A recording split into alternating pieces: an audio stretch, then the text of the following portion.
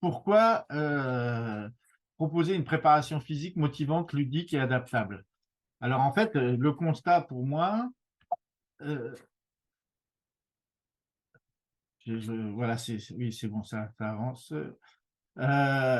C'est que je ne sais pas comment se passent vos prépas à vous, mais en tout cas, moi, j'ai toujours eu beaucoup de mal à motiver tout le monde de participer, hein. Je parle bien dans nos niveaux amateurs, même jusqu'à là. Enfin, moi, j'entraînais une équipe de filles en prénat. Voilà, c'est compliqué de les avoir, de les intéresser pour la prépa. Bien évidemment, comme tout le monde, depuis que j'entraîne, j'envoie des programmes de prépa.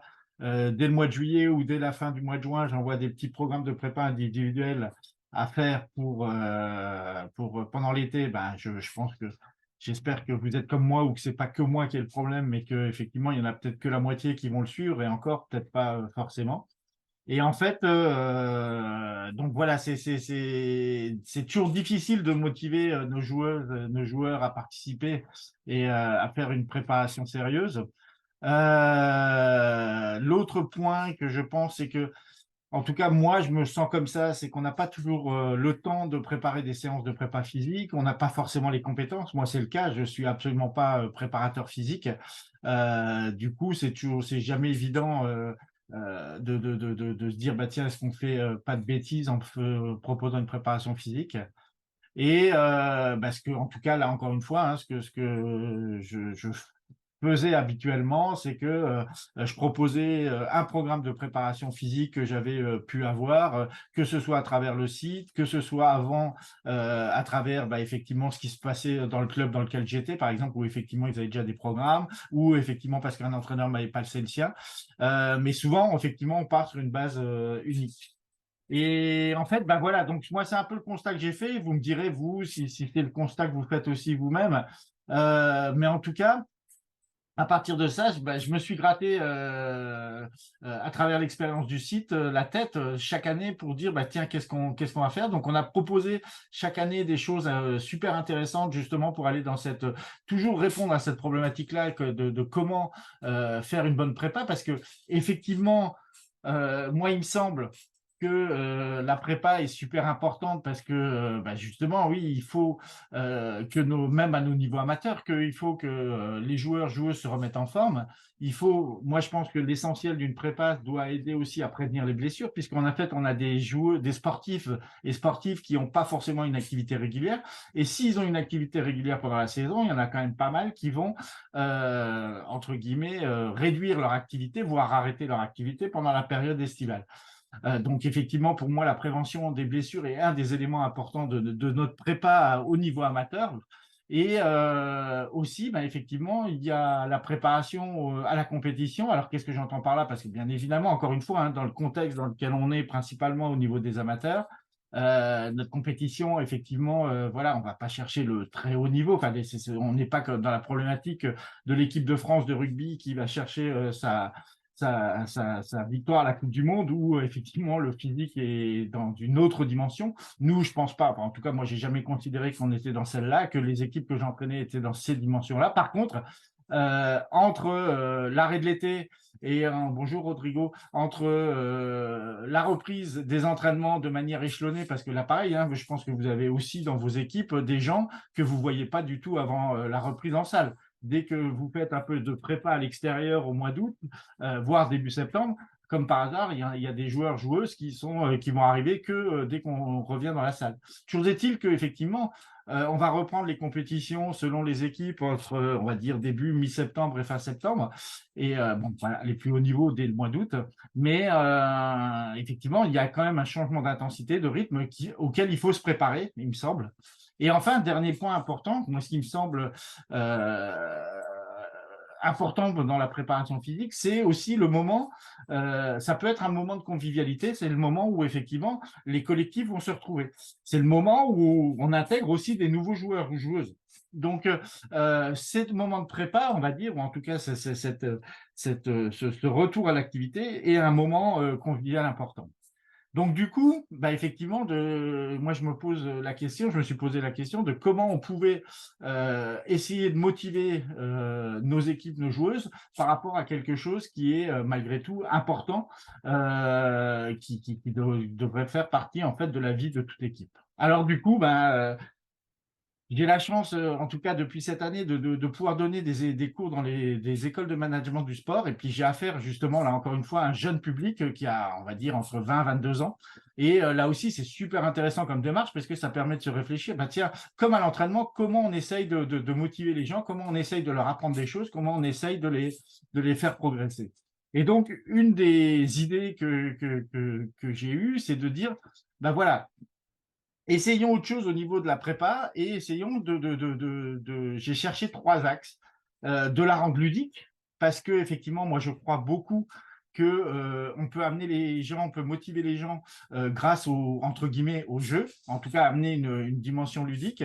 Effectivement, d'aller chercher de la motivation, mais peut-être pas, enfin, en tout cas, moi, j'ai essayé d'aller chercher une motivation, plus intrinsèque, en tout cas, liée individuellement aux joueuses et joueurs. Je me suis dit: si effectivement ils sont pas envie de faire la prépa, si effectivement, ce qu'ils veulent c'est jouer en salle et tout, c'est que, et le levier sur lequel jouer, c'est peut-être de leur dire: «Ben, faites», enfin voilà, d'essayer de ce qu'ils deviennent eux-mêmes acteurs de la prépa et qu'ils aient envie de la faire. Donc, voilà, c'est sur cet axe-là que j'ai essayé de réfléchir. Et puis, bien évidemment, le dernier point qui me semblait important, c'était de me dire, bah, effectivement, si on veut motiver les gens, si on propose la même prépa avec, là, je reprends encore mon exemple de filles, hein, voilà, mais c'est valable dans toutes les équipes de garçons et quel que soit l'âge. Mais on a tous, je pense, en tout cas, moi, j'ai eu que des équipes hétérogènes où effectivement, on a des joueurs et joueuses qui sont à la fois techniquement très bons et d'autres moins bons, mais on a aussi des différences physiques importantes. Et du coup, je me suis dit, ben tiens, est-ce que d'avoir un programme unique et puis de se dire, bah tiens, je vais proposer qu'une seule chose. Alors bien évidemment, enfin moi je pense pas. En tout cas, moi j'ai pas le temps et les capacités de pouvoir faire des programmes individualisés, bien évidemment. Et c'est pas le but à nos niveaux. Je pense encore une fois que c'est pas forcément le but. Par contre, c'est peut-être intéressant d'avoir des choses qui soient adaptables, soit au niveau de nos équipes. Si on joue un peu plus du haut de tableau, bah, peut-être qu'on aura besoin. Si on joue de la montée de balle, peut-être qu'on aura besoin d'un peu plus d'intensité ou en tout cas voilà de choses. Si on est avec des équipes de jeunes, peut-être que voilà on aura besoin, et même dans la même équipe, peut-être qu'on aura voilà des gens qui sont très forts, qui ont une super caisse, on dit d'habitude ça, et puis des gens qui effectivement n'arrivent pas à faire 2 pompes. Ça arrive, je pense que, enfin en tout cas, moi j'ai toujours eu ça dans tous mes collectifs où on avait ces différentiels là. Donc l'idée c'est de se dire comment on peut faire ça. Donc du coup, comment j'ai essayé de résoudre ça, et voilà, c'est de dire, bah tiens, je le disais tout à l'heure, c'est de faire une préparation ludique à partir d'un jeu de cartes. Donc là, moi, voilà, je suis très, très, très, très joueur, hein, je joue régulièrement à plein de jeux de société, et c'est là où j'ai eu l'idée, c'est de me dire, bah tiens, voilà, on peut peut-être introduire cette notion-là, euh, pour amener justement du ludique à la fois dans les séances qu'on anime et aussi dans notre préparation.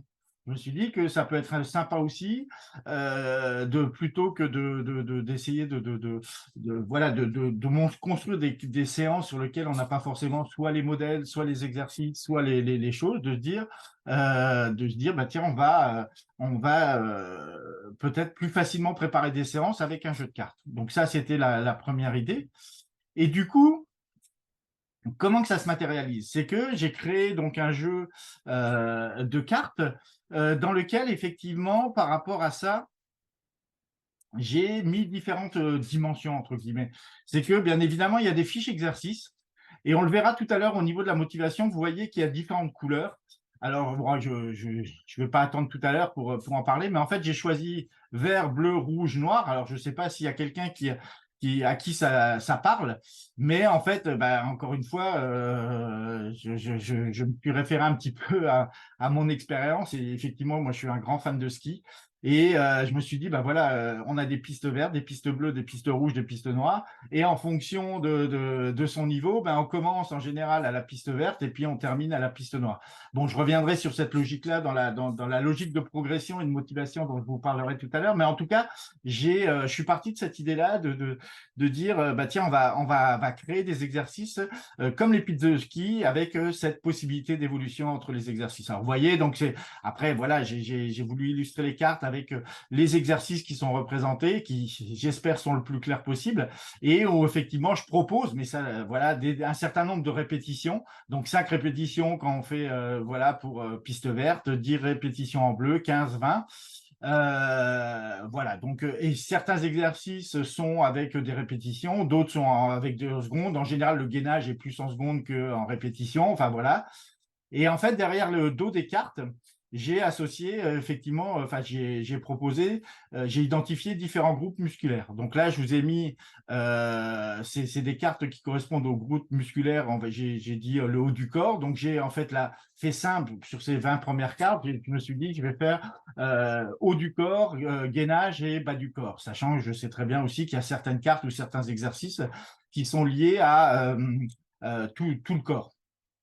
Toujours est-il que voilà, donc au dos, on peut reconnaître effectivement quelle partie du corps, la difficulté de la carte qui est représentée par sa couleur.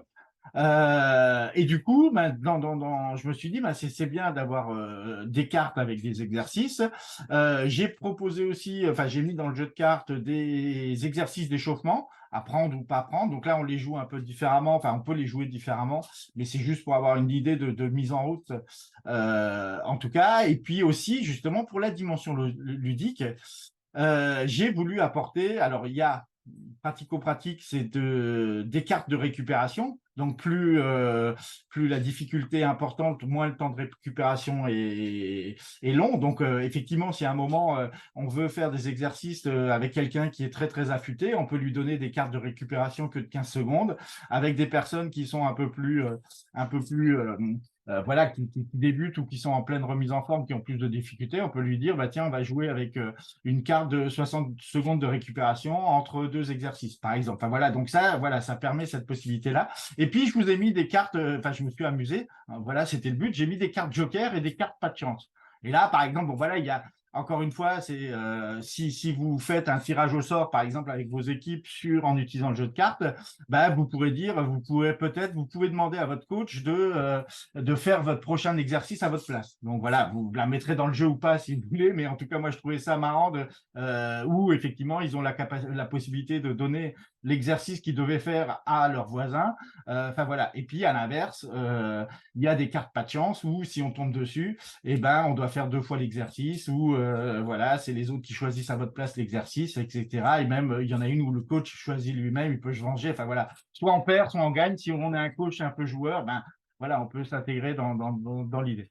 Donc voilà, en tout cas, l'idée qui est en fait la base de cette idée-là, comment rendre nos préparations ludiques, motivantes et adaptables. Donc ça part de la construction de ce jeu de cartes et je vais vous montrer derrière comment, entre guillemets, enfin en tout cas c'est des idées d'utilisation. Donc au niveau du jeu de cartes, par exemple, enfin là-dessus, les possibilités, moi, me semblent infinies. Alors peut-être pas tant que ça, mais en tout cas, déjà, vous pouvez les utiliser pour votre préparation de séance. C'est-à-dire qu'à un moment, vous avez là un jeu de 20 exercices de difficultés différentes et avec des cartes de récupération, par exemple, et vous pouvez dire, bah, tiens, moi, je vais essayer de faire une séance, je dis, de 20 minutes. Bah, vous préparez, vous faites vos exercices, vous avez différents groupes musculaires, vous faites une alternance, voilà. Vous pouvez donc vous en servir, vous, simplement comme aide à la préparation de votre séance. Et je pense que c'est quelque chose, en tout cas, qui peut être, il me semble, très pratique. Après, ben, effectivement, pour la dimension, donc je pense que même pour nous, en tant qu'entraîneur, ça peut être ludique de préparer un petit peu ces séances comme ça. Voilà, et puis donc ça peut même nous faire, je pense, gagner un peu de temps parce qu'une fois qu'on a maîtrisé les exercices, si on les note bien d'une séance à l'autre, on peut faire des choses un peu plus compliquées. On peut commencer avec par exemple des cartes vertes sur la première séance, et puis on se dit, bah, tiens, on va amener sur des cartes rouges dans 15 jours. Enfin voilà, donc en tout cas, c'est une des idées d'utilisation du jeu. L'autre, c'est effectivement utiliser les cartes pour le ludique avec vos équipes. Et par exemple, c'est ce que, en tout cas, moi, j'imagine faire avec mes équipes quand je vais les retrouver, c'est effectivement de jouer sur du tirage au sort. C'est-à-dire que on peut faire du tirage individuel. Chacun va tirer, par exemple, vous dites, alors, par exemple, collectivement, on dit, tiens, moi, je vais sortir 5 cartes, on tire au sort devant votre groupe et vous allez faire les 5 exercices qui sortent. Hop, on tire au sort. Donc voilà, ça met un peu de ludique. Vous pouvez demander aux joueurs de tirer au sort. Derrière, vous pouvez demander, à chaque joueur de tirer ses cartes. Vous dites, bah tiens, aujourd'hui, chaque joueur fait 3 cartes et puis vous tirez au sort. Et puis éventuellement, soit vous remettez les 3 exercices qu'il a tirés au sort pour que tout le monde puisse les prendre, soit vous limitez le nombre de tirages. Enfin, à chaque fois qu'une carte est tirée, bah, vous pouvez vous l'enlever du jeu. Donc ça devient à la fin, peut-être que quelqu'un ne tirera que des cartes noires. Enfin voilà, donc ça aussi. Enfin, après, vous pouvez faire prendre des cartes uniquement par groupe musculaire. Si vous dites je veux faire une séance ce soir que sur le haut du corps, bah, vous prenez que les cartes qui concernent ça et puis vous faites votre tirage au sort soit individuellement, soit collectivement que sur cette partie-là. Enfin voilà. En tout cas, l'idée de ça, il me semble, c'est que ça offre des possibilités vraiment importantes et vastes. Et puis surtout derrière, c'est qu'en fonction de vos groupes, en fonction de vos objectifs, en fonction de ce que vous avez envie de faire, bah, à vous d'inventer les règles qui vous conviennent et qui seront le mieux. Donc voilà, et moi je pense, enfin, je pense, alors comme je vous dis, hein, le constat de départ, c'est que moi je trouve que c'est difficile d'amener nos joueuses et joueurs à être intéressés, puis à être intégrés, enfin en tout cas à être vraiment motivés pour la prépa. Et je pense que voilà, cette approche-là peut, bien évidemment qu'on n'emmènera pas tout le monde, bien évidemment que ça ne fonctionnera pas avec tout le monde, mais derrière ça, il y a peut-être une idée à se dire, bah, tiens, je vais peut-être en amener un peu plus, et puis si j'en amène un peu plus, bah, on va pouvoir avancer en tout cas sur cette question-là. Sachant que justement, j'y arrive, maintenant que je vous ai présenté, en tout cas rapidement, hein, puisque là aussi, on peut, et puis j'espère que dans vos questions-réponses, on pourra peut-être même aller plus loin dans les idées, hein, bien évidemment qu'on peut aller plus loin sur l'aspect ludique, mais donc maintenant, pourquoi je trouve ça motivant? En tout cas, c'est pas que je trouve ça motivant, c'est comment on peut l'utiliser pour que ça devienne motivant. C'est que effectivement, ce que je vous disais tout à l'heure en introduction, c'est que je pense qu'il faut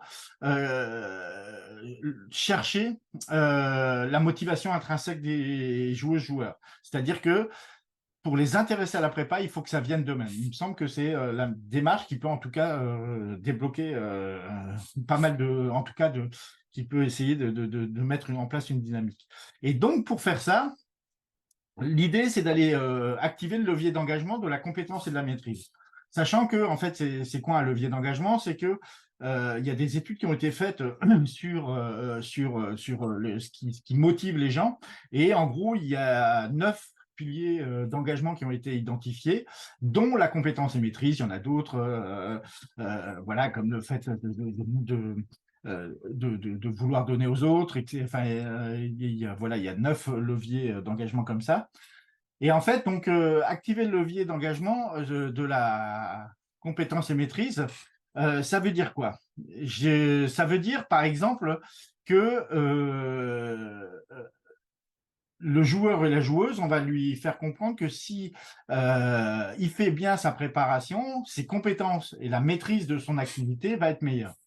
Et en fait, derrière ça, il y a différents aspects sur lesquels on va pouvoir jouer, en tout cas, sur lesquels j'ai essayé de jouer, de vous proposer comment les emmener, comment les motiver. Et notamment, donc la première, c'est de leur proposer un parcours de progression. Parce que là aussi, je pense que c'est important.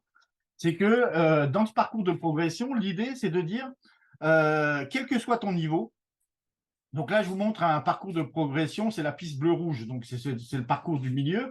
Mais l'idée, c'est de dire, ben voilà, aujourd'hui, tu vas commencer ta première séance, tu es avec un niveau vert. Voilà, c'est purement arbitraire, hein. J'ai pris des codes couleurs arbitraires. Par contre, l'idée, c'est de dire, enfin, qui correspondent à mes pistes de ski, mais les temps, les répétitions, les secondes, tout ça est purement arbitraire. Par contre, l'idée, c'est surtout de dire aux joueurs et joueuses, c'est qu'aujourd'hui, si tu arrives à faire qu'une seule pompe, c'est pas grave. C'est que par contre, si tu mets ce programme-là en place que je te propose, c'est qu'à la fin, tu pourras faire 20 pompes.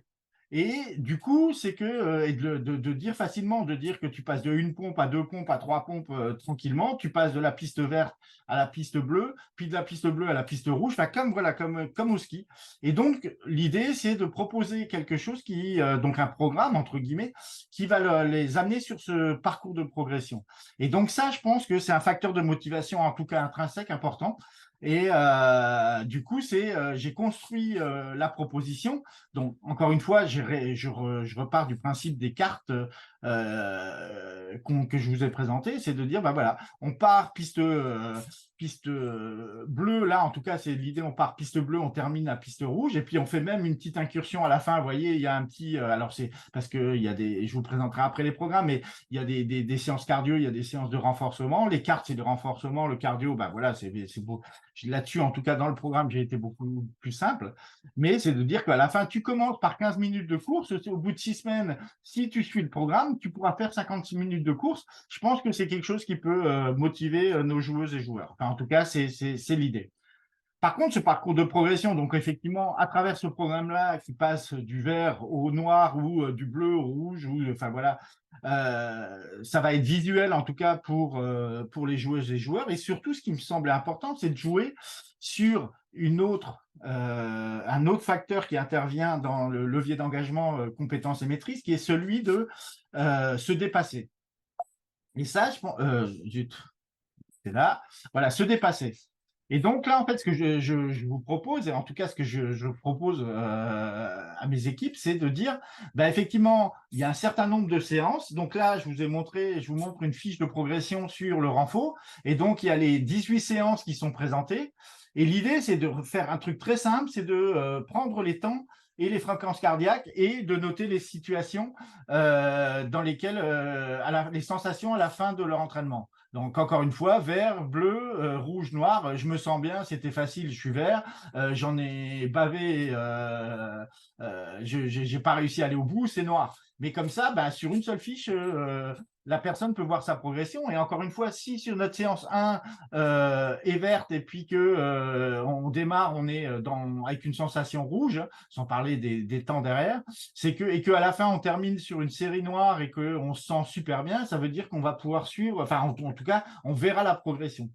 Et l'autre chose que j'ai, en tout cas, essayé de mettre par rapport à ça, c'est de se dire qu'il y a deux séries d'exercices dans les programmes, donc les séances 3, 9, 15 qui vont ensemble, et puis donc en fait toutes les 6 séances, j'ai remis exactement la même séance. Comme ça, en fait, l'idée c'est de dire chronométrez-vous sur votre première séance, sur une série de mémoire, il y a 5 ou 6 exercices, voilà, qui reprend tous les groupes musculaires. Vous faites une série comme ça ou deux séries comme ça, vous chronométrez. Et en fait, l'idée, c'est de dire, si je me chronomètre, je mets, je dis n'importe quoi, 5 minutes ma première séance, enfin ma séance 6, bah, ma séance 18, je mettrai peut-être que 3 minutes ou 4 minutes et ma fréquence cardiaque aura baissé de 10 pulsations par exemple. Et donc, en fait, le joueur et la joueuse pourront suivre ça et avoir, là encore une fois, enfin, le voir visuellement, le suivre même et de se dire, bah, tiens, oui, ma progression, je la vois, je la constate, et à partir de ce moment-là, ça va me motiver à continuer et à aller, en tout cas, à continuer à progresser. Donc ça, c'était effectivement, en tout cas sur la motivation, hein. Donc il y avait la progression juste avant, se dépasser là, et le troisième élément de motivation que j'ai voulu mettre sur le programme, c'est effectivement les challenger. Et là, encore une fois, en termes d'animation pour vous dans les séances, c'est que soit effectivement ce programme-là, par exemple tel que je vous l'ai montré, on en parlera sur l'adaptabilité, mais c'est un programme qui peut être fait tout seul, qui peut être fait collectivement, qui peut être fait individuellement et collectivement en fonction de comment vous l'organisez. Mais par exemple, on peut imaginer des défis individuels. Par exemple, vous dites à tous les joueurs ou joueuses qui ont pris le programme rouge, sur votre première séance ou sur les séances chronométrées, on va chronométrer, on va faire le petit challenge de la semaine, celui qui entre guillemets, fait. Alors, par exemple, on peut faire le challenge, celui qui va faire respecter tous les exercices du programme. On va faire le challenge de celui qui aura le temps le plus faible sur la même séance chronométrée de la même difficulté, par exemple. Ah, voilà, donc encore une fois, et je pense que derrière, en tout cas, ces petits défis-là peuvent des éléments à la fois individuellement quand les gens sont tout seuls, en se disant, bah, tiens, vous postez vos résultats de chaque exercice sur votre groupe Facebook, vous, avec une photo. Vous, derrière, vous pouvez aussi, vous, dans vos animations de séance, faire un challenge, dire, bah, tiens, voilà, aujourd'hui, le meilleur, je dis n'importe quoi, il a fait la séance en 4 minutes. Bah, on va essayer que tout le monde soit entre 4 et 5, par exemple. Et du coup, de challenger là-dessus vos joueuses qui, normalement, en tout cas, s'ils jouent au hand, ont un petit peu comment dirais-je, aiment challenger, et puis forcément, enfin, souvent, et ont envie quand même de pas gagner ou de perdre, mais enfin, en tout cas, de challenger, c'est quelque chose qui peut éventuellement les motiver. Donc, en tout cas, voilà sur les aspects motivation.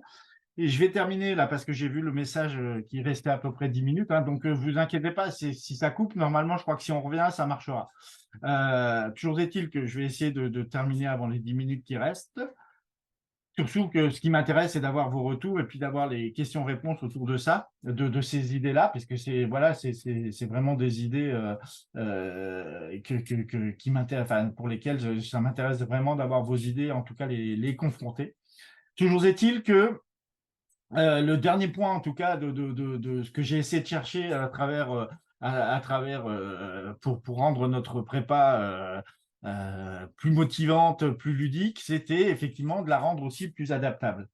Et donc, pour rendre la prépa plus adaptable, effectivement, je vous ai montré tout à l'heure, c'est de dire, bah, je vous ai proposé là, en tout cas là, de 3 programmes de difficultés différentes. Donc, les programmes, ils sont construits sur 38 séances sur 6 semaines, 18 séances de renfo, 18 séances de cardio. Hein, vous l'avez vu sur le programme que je vous ai présenté tout à l'heure. Je vous avais présenté sur la diapo, je ne sais plus, c'était le programme bleu. Non, c'était le bleu. Donc voilà, en tout cas, il y a 3 programmes de 3 difficultés différentes. Et derrière, en fait, pourquoi moi je pense que c'est super adaptable, en tout cas, ça va permettre de pouvoir proposer effectivement, voilà, il y a les exercices sont de couleurs différentes. Et donc, vous voyez qu'en fait, je reviens avec l'utilisation des cartes, sur une série du programme vert, bah, on va utiliser au début que des cartes vertes. Et donc, effectivement, c'est là encore une fois, c'est quelque chose. Si vous avez quelqu'un euh, qui entre guillemets, merci Chris, c'est top. Bonne soirée en tout cas. En tout cas, si vous avez quelqu'un qui redébute ou quelqu'un qui n'a pas le niveau ou un jeune qui monte dans votre groupe, ben, vous pouvez lui dire, bah, tiens, commence par le programme vert. De l'autre côté, si vous avez ou une équipe qui est super forte, vous pouvez être sur le programme rouge. Et vous voyez que là, on est déjà avec des cartes rouges, des cartes noires. Là, je vous ai mis l'exemple de la série 18. C'est celle qui est identique pendant toutes 3 fois et donc où ils peuvent mesurer leur temps. Voilà, et puis vous pouvez leur proposer, comme j'ai fait là, toujours cette idée de les challenger, de les défier, c'est voilà, faire un tour le plus vite possible, celui qui va noter, et puis derrière, fais un deuxième tour pour battre ton record, et puis si tu le sens, bah, fais un troisième pour faire aussi bien que le premier. Enfin voilà, l'idée, c'est, encore une fois, on est dans cet aspect ludique challenger, mais toujours est-il que, vous voyez, les séries d'exercices qu'il y a dans les programmes, bien évidemment, donc vous pouvez adapter les programmes individuellement, c'est-à-dire que effectivement vous prenez un vert complet pour quelqu'un, vous pouvez prendre un rouge complet pour les meilleurs ou pour différences d'âge, et vous pouvez aussi dire à un moment, bah tiens, commence avec le programme vert. Et puis, bah, tiens, tu sens bien, tu progresses bien, passe au bleu peut-être un peu plus vite, va pas au bout. Donc voilà, en tout cas, l'idée là, c'est de pouvoir adapter de presque de faire à la carte, j'exagère un peu, mais pas loin, puisque ça va vous permettre d'adapter par niveau. Si vous avez une équipe qui joue en prénat, vous utiliserez peut-être pas le même programme que si vous avez une équipe qui joue en départ, voilà. Si vous avez effectivement des jeunes, parce que le programme, vous pouvez l'adapter même à des jeunes, si vous avez des moins de 16, donc peut-être que vous pouvez leur mettre un petit programme vert pour les challenger un petit peu au début, des choses assez faciles. S'ils répondent bien, bah, éventuellement, vous pouvez passer quelque chose de plus difficile. Si, enfin là, vous pouvez adapter individuellement dans le même groupe, c'est-à-dire que effectivement, les très forts, vous leur donnez un rouge ou voilà, ceux qui reviennent de compétition, notamment des retours de blessures, enfin voilà, vous pouvez mixer enfin voilà. En gros, l'idée, c'est que ce soit adaptable selon vos besoins, comme vous le sentez. Donc voilà, donc c'est tout ça pour dire, bah voilà, j'ai réuni ces trois idées dans le programme de prépa physique pour lequel vous avez déjà vu un mail. Enfin voilà, je vais pas en reparler, je vais pas développer là-dessus. Mais surtout aussi, ce qui me semblait intéressant pour conclure, c'est que il y a deux choses importantes. C'est que c'est aussi quelque chose pour moi qui est, et en tout cas je l'utilise comme ça, ou en tout cas je l'utiliserai comme ça, c'est que c'est utilisable toute l'année. C'est-à-dire que bah, moi, le jeu de cartes, je vais l'utiliser toute l'année pour préparer un entraînement, une série régulière à chaque entraînement. En gros, je pense que je vais positionner ça après l'échauffement, un petit programme de renfort régulier pour qu'on reste un peu dans la dynamique qui est créée. Donc ça, c'est, enfin, à mon sens, c'est quelque chose qu'on peut utiliser toute l'année de manière différente, encore une fois.